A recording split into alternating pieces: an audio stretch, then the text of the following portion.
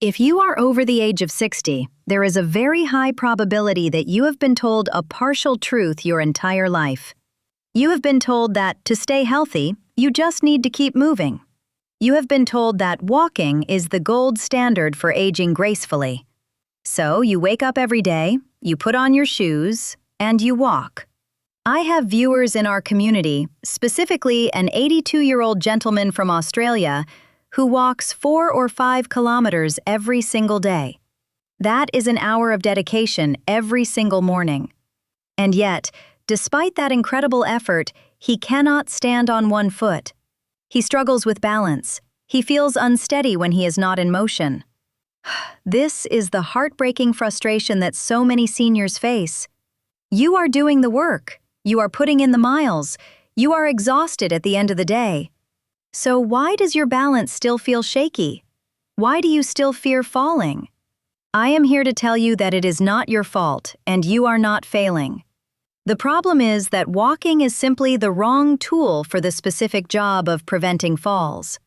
We need to understand the mechanics of walking to understand why it isn't enough. When you walk, you are engaging in a rhythmic, low-impact activity. It is fantastic for your heart, your lungs, and for clearing your mind. But walking utilizes what we call slow-twitch muscle fibers. These are endurance fibers. They are designed to keep you going for a long time at a steady pace. However, a fall happens in a split second. When you trip over a rug or slip in the shower or lose your footing on an uneven sidewalk, you do not need endurance. You need power. You need fast-twitch muscle fibers to fire instantly and catch you before you hit the ground. Walking does not train these fast-twitch fibers. You can walk 10 kilometers a day and still have critically weak fast-twitch response. This is why you can have great stamina but terrible balance. If you want to stay out of the nursing home, and if you want to eliminate that nagging fear of falling, you need to stop focusing solely on endurance and start focusing on power. The solution I am going to give you today is not a complex gym routine. I know many of you, including our diabetic and thyroid patients watching, do not want to go to a gym. You do not want to use complex machines. You need something you can do in your living room, in your pajamas, that takes less than 5 minutes. The solution is the sit-to-stand exercise, or what we call the chair squat. I'm going to walk you through this in extreme detail right now. I want you to close your eyes if you are sitting safely and visualize this with me. Or, if you are ready, follow along. We start with the setup. This is where most people get it wrong. I want you to find a sturdy dining chair. Do not use a soft recliner or a sofa that you sink into. Those are too low and too soft for beginners. Take your sturdy chair and place it against a wall.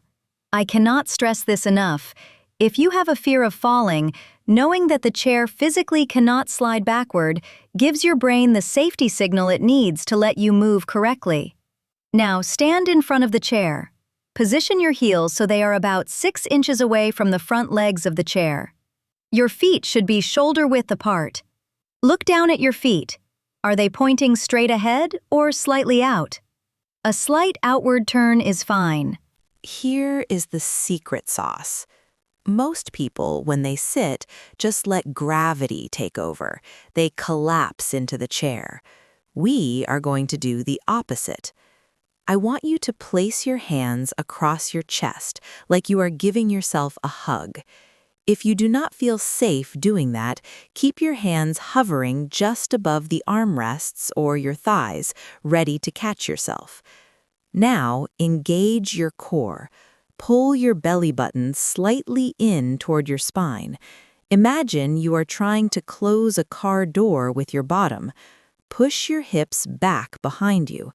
Do not bend your knees first. Hinge your hips back. As your hips go back, your chest will naturally come forward. This acts as a counterweight. Lower yourself down on a slow count of 4. 1, 2, 3, 4. Control it. Fight gravity. When your bottom touches the seat, do not relax. This is the critical moment. Pause for 1 second, then drive your heels into the floor. Imagine you are trying to push the floor away from you. Stand up with power. Exhale as you rise. That is 1 repetition.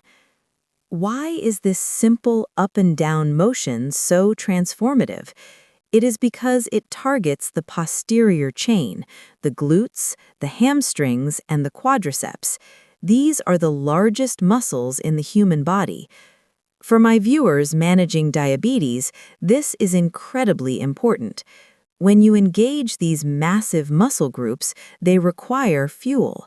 They pull glucose, sugar, directly out of your bloodstream to fuel the movement. It is like wringing out a sponge.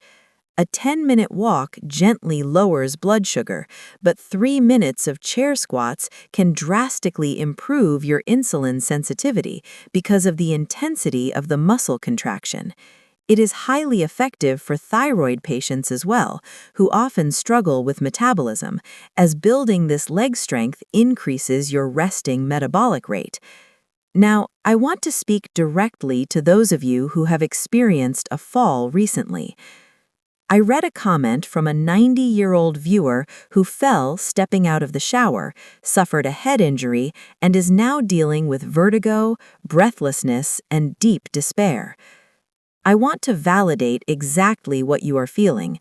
The trauma of a fall is not just physical, it's psychological. When you fall, your brain rewires itself to prioritize safety above all else. This manifests as stiff movements, looking down at the ground constantly, and a fear of leaving the house. The vertigo and exhaustion you feel are your body's way of saying, "Stop, I am trying to heal." But here is the trap. If you stop moving completely for months, the despair you feel becomes physical weakness. Your recovery feels painfully slow because the muscles are atrophying while you rest. So how do you break this cycle without hurting yourself again? You start with what I call micro-progressions. If you are 90 or recovering from a fall or have bad knees, do not try to do 10 squats in a row. Do not even try to do 5. Your goal for tomorrow is just 3. And here is a modification specifically for you. If a normal chair feels too low and getting back up feels impossible, I want you to put a firm cushion or 2 thick books on the chair seat. Raise the level of the seat by 3 or 4 inches. This reduces the distance you have to travel. It makes it easier. Start from the top. Sit down slowly, count to 3, and if you need to use your hands to push off the armrests to get back up, do it. There is no shame in using your hands. You are still working your legs 80% of the way. Over the next 6 weeks, try to use your hands a little bit less. Maybe use just one hand. Maybe use just your fingertips. This is not a race. It is a rebuild. You might be asking, how often should I do this? If you are that active walker doing 4 kilometers a day, I want you to make a trade. I want you to walk 10 minutes less. Use that time and energy to do 3 sets of 10 chair squats. Do 10 before breakfast, 10 before lunch, and 10 before dinner. If you are recovering and feel weak, do 1 set of 3 repetitions in the morning. See how you feel. If you are dizzy, sit down and wait, but do it again the next day. Consistency beats intensity every single time. Over time, something magical happens.